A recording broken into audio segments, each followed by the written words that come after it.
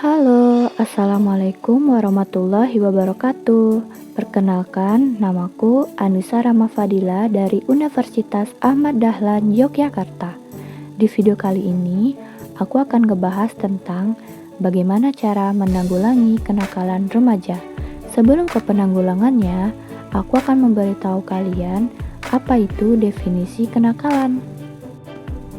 Kenakalan adalah suatu perbuatan yang melanggar norma, aturan, atau hukum dalam masyarakat yang dilakukan pada usia remaja atau transisi masa anak-anak ke dewasa. Kenakalan remaja merupakan semua perilaku yang menyimpang dari norma-norma hukum pidana yang dilakukan oleh remaja. Definisi kenakalan menurut Islam. Dalam Islam, perbuatan zina hukumnya haram dan akan mendapatkan azab yang mengerikan bagi mereka yang melakukannya. Zina ini termasuk al-kabir, kelompok dosa besar yang paling besar setelah dosa syirik dan membunuh. Kata lain dari zina dalam etimologi bahasa Arab artinya al-fujur, yaitu perbuatan keji, asusila hingga perbuatan tidak bermoral lainnya. Terdapat pada surat Al-Furqan ayat 68 yang artinya barang siapa yang melakukan demikian itu, niscaya dia mendapatkan pembalasan dosanya, yakni akan dilipat gandakan azab untuknya pada hari kiamat dan dia akan kekal dalam azab itu. Belum lagi kenakalan yang lainnya yang menjadikan dosa. Juga terdapat pada surat Al-Isra ayat 32 yang artinya, dan janganlah kamu mendekati zina, sesungguhnya perbuatan zina itu adalah perbuatan yang keji dan suatu jalan yang buruk.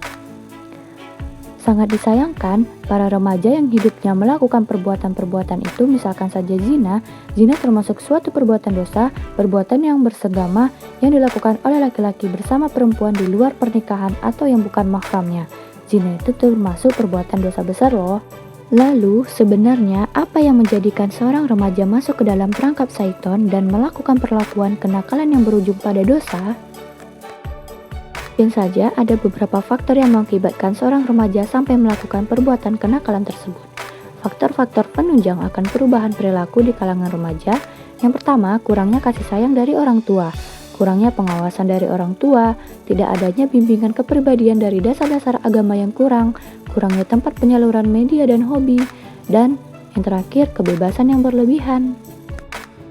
Lalu, bagaimana dengan hati yang masih ragu? Bagaimana dengan sebuah perbuatan kenakalan yang merupakan dosa besar?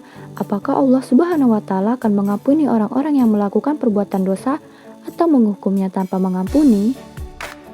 Kita harus percaya Allah Subhanahu wa Ta'ala Maha Pengampun semua dosa kecuali syirik, dengan cara bertobat nasuha dan berusaha sekuat tenaga untuk tidak mengulangi perbuatan dosa tersebut. Maka insya Allah akan diampuni, dan apabila dosa yang berkaitan dengan kezoliman, maka harus meminta maaf kepada orang yang dizolimi. Sekian dari pembahasan saya tentang penanggulangan kenakalan remaja. Assalamualaikum warahmatullahi wabarakatuh.